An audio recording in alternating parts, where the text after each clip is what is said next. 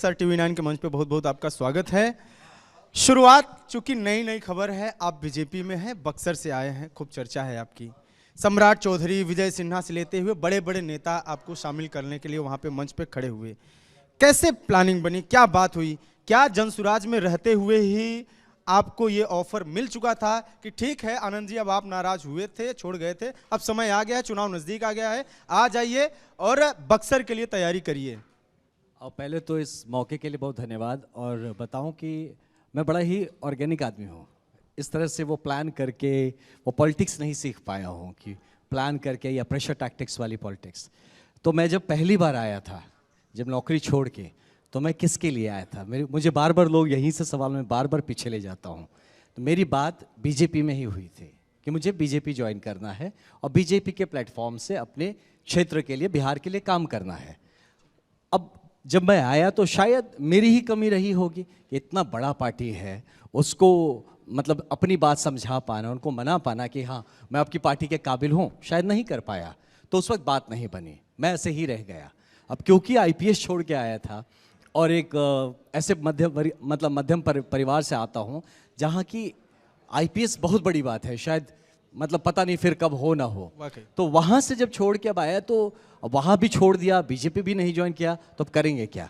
तो इसीलिए मुझे चुनाव लड़ना पड़ा कि just to keep my self respect और अब बने रहने के लिए कि आप वजूद वहीं पे ख़त्म ना हो जाए, शुरू होने से पहले ही कहानी ख़त्म ना हो जाए। तो दैट वाज द पॉइंट। उसके बाद जब जुड़ने की, जनसुराज की बात आई, तो वो एक अभियान था।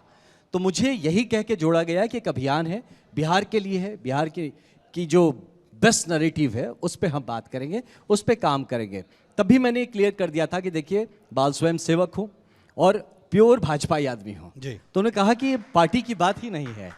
तो ये पार्टी की बात नहीं है, आप यहाँ पे हम बिहार की बात कर रहे हैं। मैं कहा फेयर इनफ, इंटेलेक्चुअल आईपीएस आया हूँ, पढ़ा लिखा आदमी हूँ, कुछ एक विजन आइडियाज़ लेके बिहार को लेके आया था, तो बातें अच्छी लगी, वेंट टुगेदर। मैं काफ़ी मेहनत भी किया, पूरा बिहार घूमा, मोटरसाइकिल ले लेके घूमा उन बातों को लेके। लेकिन फिर समझ में आया कि जो सामूहिक प्रयास की बात हो रही थी वो सामूहिकता नज़र नहीं आती। उसके बाद अब क्या है, तो होता है मैं झूठ बोलने में असहज रहता हूँ, मुझसे नहीं बोला जाता। जो चीज़ नहीं मानता हूँ वो मुझसे बोला नहीं जा सकता, जिस चीज़ पे भरोसा नहीं हो रहा है वो बोला नहीं जाता। तो इस तरह का कन्फ्लिक्ट क्यों रखना है? तो इसलिए मैंने प्रशांत किशोर झूठ बोलते हैं? नहीं, मैं ओवरऑल कुछ बातें होती थी जो मुझे लगता है जब करना नहीं है तो बोलना क्यों है ना? जब सिर्फ किसी को रिझाने के लिए मुझसे नहीं हो पाता, सिर्फ आपको रिझाने या खुश करने के लिए मैं कुछ भी बोल दूं, वो नहीं होता मुझसे। ऐसा क्या रहा कि जनसुराज की तरफ गए? क्या ऐसा दिखा बाहर से? वही बता रहा हूं कि जो नैरेटिव था, जनसुराज आज भी जो नैरेटिव बात कर रहा है वो नैरेटिव तो गलत नहीं बोल रहा ना। अब पलायन की बात कौन सी गलत बात है ना? शिक्षा की बात गलत बात नहीं है, बिहार एक विकसित बिहार बने है, बिल्कुल सही बात है।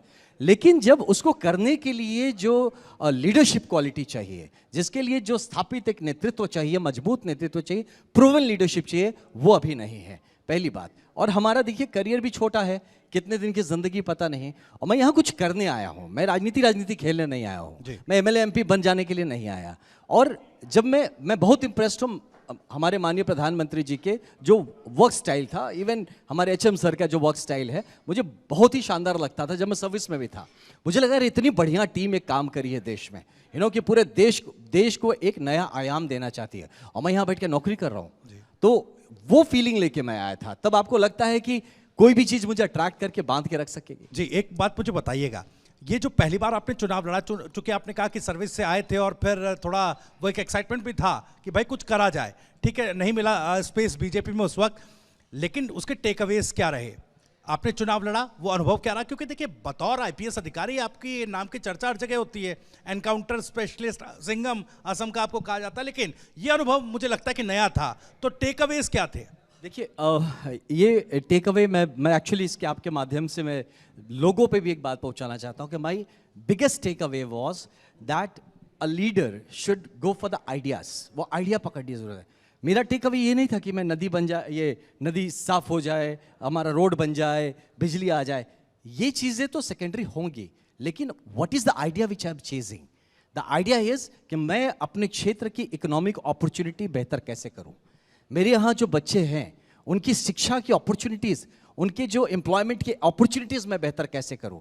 मैं वहाँ का जो ओवरऑल जो सोशल सेटअप है, कल्चरल सेटअप है, उसको मैं उसका जो HDI में आप ह्यूमन मतलब डेवलपमेंट इंडेक्स पे ले ले, हैप्पीनेस इंडेक्स पे, हर इंडेक्स पे बेस्ट कैसे करूं। जब इस लाइन में मैं सोचना शुरू किया तब लगा कि अरे यार ये जब करने जाएंगे तो रोड तो बनना ही है, रोड नहीं बनेगा तो बिजनेस कैसे होगा, बिजली नहीं आएगी तो फैक्ट्री कैसे लगेगा, ये सारी चीजें। अब दुर्भाग्य मुझे ये लगा कि बाकी और भी लोग थे, वो इन सारे मुद्दों पे बातें हो रही थी ज्यादातर। अभी भी आप देखेंगे कि हमारे जो लीडर्स हैं वो बातें करते हैं सड़क की, बिजली की, नाली की, इवन एम्प्लॉयमेंट की, है ना। और फिर वही बात पे मैं कहूँगा कि ऐसे भी है कि 5 बार घिसो, आपका दिया घिसो, चिराग से जिन निकलेगा और रातों रात सब ठीक हो जाएगा, विच इज़ नॉट ट्रू। तो मेरा टेक अवे था कि leadership has to be stable, should have patience, should have vision, और उस विजन को जमीन पे उतारने के लिए there should be a plan, और उस प्लान को एग्जीक्यूट करने के लिए there should be capability. Prashant Kishor को छोड़ने के पीछे कुछ लोग, या मैं खुद आपसे सवाल कर रहा हूँ कि क्या यही है फैक्टर कि विजन सही नहीं है, जो चीज़ सोच के आप आए थे आपका मन नहीं लग रहा था, आपको बीजेपी में ही जाना था, या कहीं ऐसा है कि आपको ये लग रहा था कि यार एक बार तो हार ही गए बक्सर में लड़े, अब विधानसभा चुनाव आ रहा है, प्रशांत किशोर का बाहर तो हवा है, जमीन पे उतनी स्थिति कमजोर है, इनके साथ जीत नहीं पाएंगे, सही रास्ता बीजेपी के साथ ही जाना है, ऐसा कुछ दिखा क्या कि जीत का लक्ष्य इधर ज्यादा दिख रहा है, उधर जीत के चांसेस कम दिख रहे थे? देखिए, मैं मानता हूँ कि मतलब जब भी मुझसे कोई ये प्रश्न करता है तो मुझे खुद को बड़ा छोटा महसूस होता है, यार इतने में नाप लिए मुझे, बस एक टिकट के लिए नाप लिए। नहीं, मैं बता रहा हूँ ओवरऑल, आपको नहीं, मैं ओवरऑल, बहुत लोग जैसे मुझसे पूछते हैं इस बात को, तब मुझे लगता है कि आपको इस बात का क्यों मैं पद के लिए बड़ा ललायित हूँ। यार आईपीएस बुरा था क्या? मेरा बैच डीआईजी है, मैं डीआईजी बन के बैठता, क्या मुझे उस पदवी, बंगला, गाड़ी, क्या क्या खोज रहा हूँ मैं, क्या मिल जाएगा मुझे एमएलए बन के?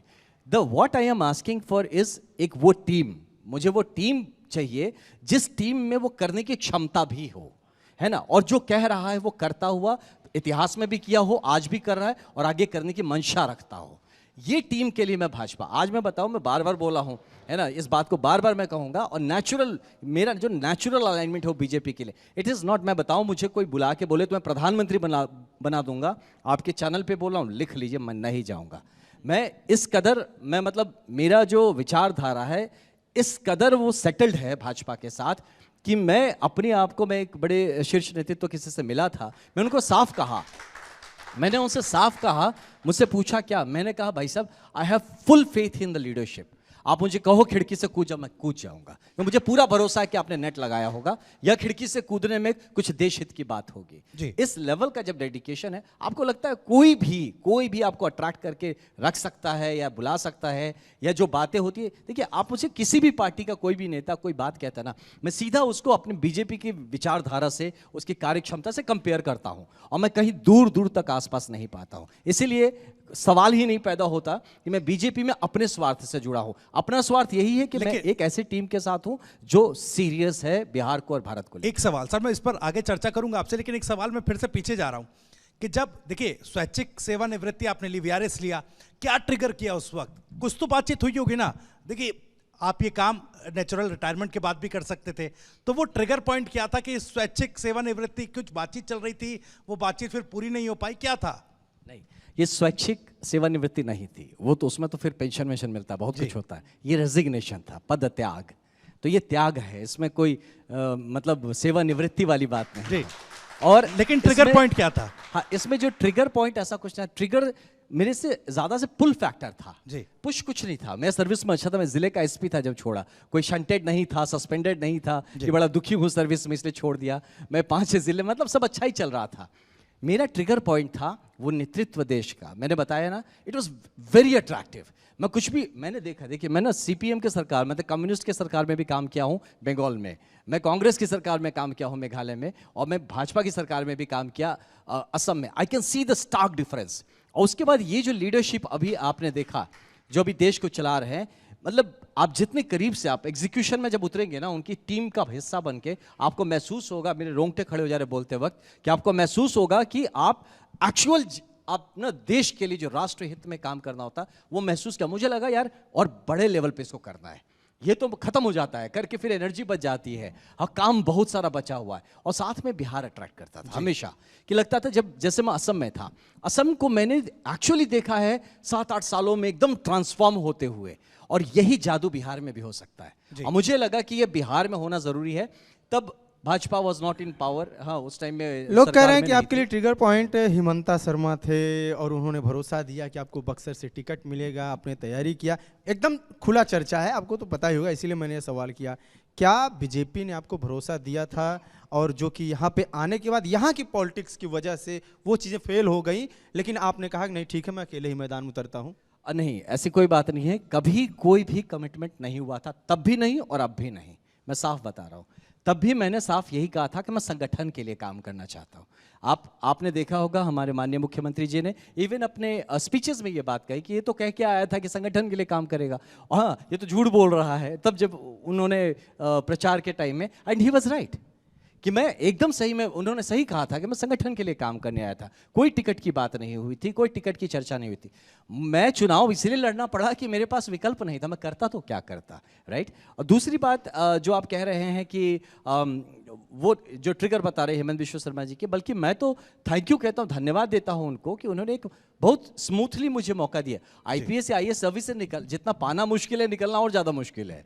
उन्होंने इतना स्मूथली मेरे लिए एक पैसेज क्रिएट कर दिया जिससे मेरा ट्रांसफॉर्मेशन फ्रॉम मतलब government servant to pure social या पब्लिक लाइफ में, पॉलिटिकल लाइफ में आना ट्रांसफॉर्म हो सका। इसके लिए तो मैं उनका शुक्रिया अदा करता हूँ। और तब भी कोई टिकट की बात नहीं थी, अब भी बिल्कुल ऐसी कोई बात नहीं है। यकीन मानिए, मुझे यकीन दिलाने में कुछ वक्त लग सकता है, मैं जानता हूँ, बट मैं बिहार के लिए सोचता हूँ। मैं इतना छोटा नहीं सोचता कि मैं आके अपने लिए कुछ ले लूँ या मांग लूँ।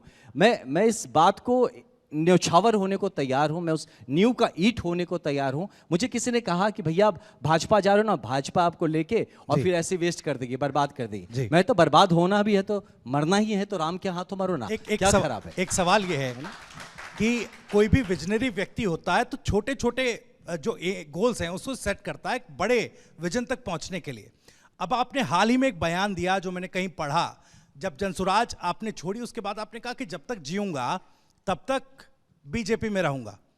तो अब बीजेपी में देखिए, अगर जीना है तो कोई आधार आपको चाहिएगा, कोई बेस आपको चाहिएगा। सीधा सवाल मेरा ये है कि वो आधार कौन सी सीट है? बक्सर से आपने चुनाव लड़ा था लोकसभा का, अब किधर देख रहे हैं? ये आधार मेरा बीजेपी के लीडरशिप पे भरोसा मेरा आधार है जी, कि अगर मैं मेहनत करूंगा। आज ही इस कार्यक्रम के पहले कार्यक्रम में था जहां एक युवा ने पूछा कि ऐसा क्यों है कि युवा को सिर्फ यूज़ किया जा रहा है भीड़ बटोरने के लिए, हाँ मजलिस क्रिएट करने के लिए, और जब मौका आता है टिकट देने का, मौका आता है लीडरशिप देने का, तो आप युवा को नहीं देते। You know, he raised a question. मैंने मेरी तरफ से उसके लिए आंसर यही था और आपके लिए भी यही आंसर है कि अगर मुझे कुछ नहीं मिलता है तो मुझ में कमी है, पार्टी में कमी नहीं है। मुझे इस लायक बनना पड़ेगा कि पार्टी मुझे वो जिम्मेदारी दे, है ना। जब तक मैं यूपीएससी नहीं क्वालिफाई करता, मुझे लगता कोई जिले का एसपी बना देता, मैं कितना ही हाथ पैर मार लूँ, मैं कुछ भी, तो एक मुझे प्रूफ करना पड़ेगा। अभी मैं पार्टी में आया हूँ, मैं इस पार्टी का एक कार्यकर्ता हूँ। कार्यकर्ता रूप में मुझे जो भी जिम्मेदारी दी जाएगी, अगर मैं उसको बखूबी पूरा कर पाऊंगा, जिस आधार की आप बात करें, मुझे पूरा यकीन है मेरी पार्टी मुझे वो आधार भी देगी। जी, क्या आपको लगता है कि जब आप कहते हैं कि आप बिहार के लिए राजनीति करते हैं, अपने लिए नहीं आए हैं, बिहार के लिए आए हैं, बिहार बीजेपी पे एक आरोप लगता है कि इनके पास नेता नहीं है, चेहरा नहीं है। दो एक नेता हैं, तो आप जिस पहले पार्टी में थे, प्रशांत किशोर, मंगल पांडे, सम्राट चौधरी, उसके अलावा एक आता है दिलीप जायसवाल जो प्रदेश अध्यक्ष हैं, तीनों पे इतने सारे आरोप लगा दिए। वो कहते हैं दिलीप जायसवाल मूर्छित पड़े हैं, मंगल पांडे जवाब नहीं दे पा रहे हैं। नेताओं की कमी है, स्कोप है। आप जैसे यंग जनरेट जितने भी एनर्जेटिक लोग हैं, जब आप बात कर रहे हैं तो ऐसा लग रहा है कि आप लोगों के लिए भी एक स्पेस है बीजेपी में। देखिए, इस आपकी सोच के लिए धन्यवाद, लेकिन बीजेपी में नेताओं की कमी नहीं है। बीजेपी में जो जितना मैं समझा हूँ, वहाँ आपके रोल्स डिफाइंड होते हैं। वहाँ पे कोई एक छत्र अधिकार करके एक डिक्टेटोरियल स्टाइल में अपना काम करने वाली भाव बिल्कुल नहीं है। भाजपा आपको कभी लगेगा कि बड़ा स्लो चल रही है, वो स्लो नहीं चल रही है, वो बड़ी गहन चिंतन करती है। उसका लेवल बहुत डीप है। जितना आपको पानी के ऊपर दिखता है आइसबर्ग, उससे कई गुना ज़्यादा वो नीचे है। जब छिछलापन होता है वो ज़्यादा उछल के आ जाता है, तुरंत से ना हावी हो जाएगा, तुरंत से आपको वो एक्साइट कर देगा। लेकिन जितना गहराई होगा किसी चीज़ में, वो आपको बड़ा स्थिर नज़र आएगा, स्टेबल नज़र आएगा। दुर्भाग्य है कि रील्स के ज़माने में हम लोग वही लीडरशिप खोज रहे हैं कि कौन ये 30 सेकंड्स में हमको इंटरटेन कर देगा, कौन कुछ ऐसा बोल दे कि मज़ा आ जाए यार। तो ये भाजपा नहीं करती। भाजपा एक गंभीर पार्टी है और मुझे लगता है कि आज अगर हमारी बिहार की जनता को भी तलाशना है कि हमारा लीडर कौन है, तो आप उस बात को हमेशा याद रखिएगा जो कि आप कहा आपने पढ़ा होगा कि स्मॉल माइंड्स डिस्कस पीपल। जी, average minds discuss things and great minds discuss ideas. तो कौन आइडियाज डिस्कस करता है? जी। हम आइडियाज विजन की बात करें, लोगों को डिस्कस करना जब शुरू हो जाता है तो वो दिखाता है कि कहीं ना कहीं शायद हम अपनी सोच को बहुत नीचे लाके तब वहां से राजनीति करने का प्रयास करें, और इस राजनीति से बिहार तो नहीं सुधरने वाला। बड़ा खूबसूरत आपने यहाँ पर ये थॉट रखा सर। लेकिन देखिए, एक आप माने ना माने, लेकिन एक सदे हुए पॉलिटिशियन की तरह आपने सीट वाला सवाल तो डॉज किया। अब मैं अपने आइडिया की बात करी। आपने कहा लेजेंड्स जो होते हैं, जो ग्रेट पीपल होते हैं, वो आइडिया डिस्कस करते हैं। आइडिया की अगर मैं बात करूं, देखिए आपने असम में आईपीएस अधिकारी रहते हुए ड्रग कार्टेल, उससे एक लड़ाई लड़ी, मजबूत लड़ाई लड़ी, उसकी चर्चा हर जगह है। बिहार की अगर बात की जाए तो बिहार में एक बड़ा महत्वाकांक्षी फैसला लिया गया था शराबबंदी का। लेकिन शराबबंदी को आज जिस तरीके से सवालों के घेरे में लाया जाता है, और उस वजह से जो बाकी किस्म के नशे की जद में एक युवा बिहार का आ चुका है, उसके लिए क्या आइडिया, क्या विजन आपके पास? राइट, ये बहुत अच्छा सवाल आपने पूछा। देखिए, शराबबंदी है ना, वो एक सोसाइटी के डिमांड के अनुकूल ही लॉज बनते हैं। जब समाज में दिखा माननीय मुख्यमंत्री जी को जो औरतों का डिमांड था, वो फैक्ट है, जो हमारे समाज में आप रास्ता चलना एक वक्त मुश्किल हो गया था, तो that was the need of the hour जब ये लॉ को लाया गया। इसका इम्प्लीमेंटेशन कितना हो पाया, नहीं हो पाया, या और कैसे बेहतर हो सकता है, इस पर डिस्कशन जरूर किया जा सकता है। शराबबंदी के कारण से दूसरे ड्रग्स जो अंदर आए हैं, डेफिनेटली यहाँ पे कुछ मजबूत एक्शंस लेने की जरूरत है। मैंने खुद ड्रग्स एंड के अगेंस्ट काफी काम किया। व्हाट आई अंडरस्टूड इज कि ड्रग्स को डील करने के जो 3 तरीके, मतलब 3 पार्ट्स में आपको डील करना पड़ता है। मे बी मैं इसको जब सही मंच मिले तो मैं उसको भी बताऊंगा कि how you have to hit दस जो डिमांड रिडक्शन करना पड़ेगा। डिमांड को कम कैसे करवाएंगे समाज में, कि हमारे लोगों की डिमांड्स जो है कि हमें ड्रग्स चाहिए, तो क्या किया जाए कि वो डिमांड कम हो जाए। दूसरा supply part, demand reduction society को करना पड़ेगा, है ना, हमारे इंस्टीट्यूशंस। सप्लाई रिडक्शन जिसमें बात आती है एग्जीक्यूशन की, कि किस तरह से वहाँ पुलिस इन्फोर्समेंट किस तरह से सप्लाई को कम करेगी, वो एक एडमिनिस्ट्रेटिव क्वेश्चन है। थर्ड है हार्म रिडक्शन, कि अगर कोई इसमें लत में पड़ गया है, या वो आदमी जो इस बिजनेस में घुसा है, इन दोनों को वहां से निकाल के कैसे रिहैबिलिटेट किया जाए। तो ये जब एक 360 डिग्री अप्रोच हमारा किसी टॉपिक पे होगा, ये सारे इश्यूज जो आप बता रहे हैं, इसको एड्रेस किया जा सकता है। जी, लेकिन एक सर इसमें एक पॉइंट ये निकल कर आता है, ऐसे आरोप लगते हैं, चाहे आरजेडी हो या विपक्षी और कोई पार्टी, वो आरोप लगाता है कि शराबबंदी की वजह से बिहार में नकली शराब और बाकी किस्म के नशों का जो एक तरीके से कारोबार है, वो ज़्यादा बढ़ा है। तो शराबबंदी के फैसले को किस तरीके से देख रहे हैं? क्योंकि अखबारों में हम लगातार पढ़ते हैं, खबरों में रोज़ देखते हैं कि भाई नकली शराब पी करके इतने लोगों की जान चली गई। तो क्या ये फैसला सही था? और आज पॉलिटिकल सिनेरियो में कोई भी व्यक्ति शराबबंदी को हटाए जाने को लेकर खुलकर क्यों नहीं बोलता है? देखिए, ये जो कानून है, प्रॉब्लम कानून में नहीं होता है, प्रॉब्लम इन्फोर्समेंट में होता है। जी, ओके, तो अगर यही कानून को अच्छे से और बेहतर तरीके से इन्फोर्स किया जाए तो ये सवाल उठने बंद हो जाएंगे। तो मुझे लगता है कि हो सकता है गुंजाइश है जहां हमारे इस कानून को, शराबबंदी के कानून को, और बेहतर तरीके से इन्फोर्स किया जा सकता है। अब क्योंकि कानून इन्फोर्स होने में थोड़ी कमी हो रही है, तो आप कानून को चैलेंज कर लीजिए। मर्डर्स तो हो रहे हैं, तो हम ये हमारे जितने बीएनएस, आईपीसी, ये सब उठा के फेंक दें, है ना भाई, ठीक है, उसको और बेहतर कर रहे हैं। जो जिस तरह के गड़बड़ हो रहे हैं, मतलब आप देखेंगे उल्लंघन हो रहे हैं कानून के, ट्रैफिक वायलेशंस हो रहे हैं, एक्सीडेंट्स हो रहे हैं, तो क्या हम मोटर व्हीकल्स लॉ उठा के फेंक दे बाहर?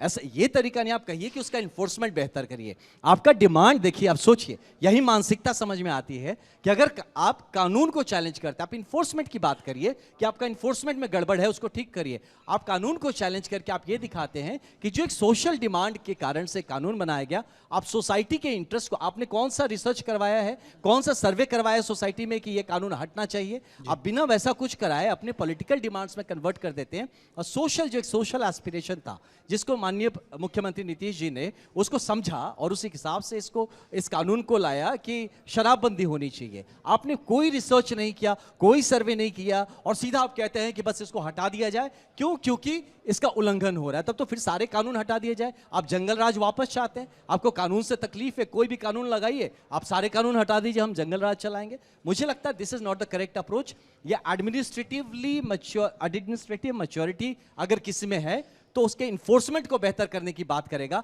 कानून हटाने की बात नहीं करेगा। आप प्रशांत किशोर के साथ घूमे जमीन पे, लगातार ग्राउंड पे चले, एक लंबा टाइम था, यूथ का आपको वो बनाया गया, नेतृत्व दिया गया, क्या दिखा उस यात्रा में? कुछ कहानियां तो बताइए ना, लोग जानना चाहते हैं कि आप प्रशांत किशोर के साथ घूमे हैं तो उसका क्या कहानी है? प्रशांत किशोर कहते हैं शराब फिर से लागू कर दो, वो थोड़ा सा आपके नेताओं को धमकाते भी हैं, वर्तमान में आपके जो नेता हैं, पहले तो प्रशांत किशोर ही थे, तो कैसा स्वभाव है उनका और कैसे जमीन पर जब चलते हैं वहाँ पर लोगों का रिस्पॉन्स कैसा है? क्या ये भीड़ है सिर्फ या ग्राउंड से कुछ है दम? मतलब देखिए, पहली बात तो मुझे लगा हम कुछ बेहतर आइडियाज़ डिस्कस करें, फिर हम एक इंसान को डिस्कस कर रहे हैं, तो वही कहा मैंने, जो स्मॉल माइंड्स डिस्कस पीपल, है ना। तो मैं चाहूँगा कि we can talk about ideas, हम इस बारे में बात कर सकते हैं कि भाई आइडियाज़ कैसे अलग हैं, है ना, उस बारे में हम बात कर सकते हैं। बाकी जहाँ तक लोगों का है, देखिए लोग अपना निर्णय अपने से लेने दीजिए। आपके और मेरे एक्सपीरियंसेस अलग हो सकते हैं, क्योंकि आपका और मेरा इतिहास अलग है, हमारी सोच समझ अलग है, हमारी समझदारी अलग है। तो जो जैसा समझेगा, है ना, जो जिस चीज़ को समझता है उस हिसाब से लेता है। किसी को देखिए, आप कई लोग होते हैं, आप टीवी में देखेंगे कि रात को एक तेल बिकेगा कि इस तेल को रात को लगा के सोइए, सुबह बाल उग जाएंगे। आपको क्या लगता है? एक आदमी भी नहीं खरीदता है? बिल्कुल खरीदते हैं लोग, बहुत सारे लोग खरीदते हैं, लेकिन वो खरीदने से तेल सही तो नहीं हो जाता।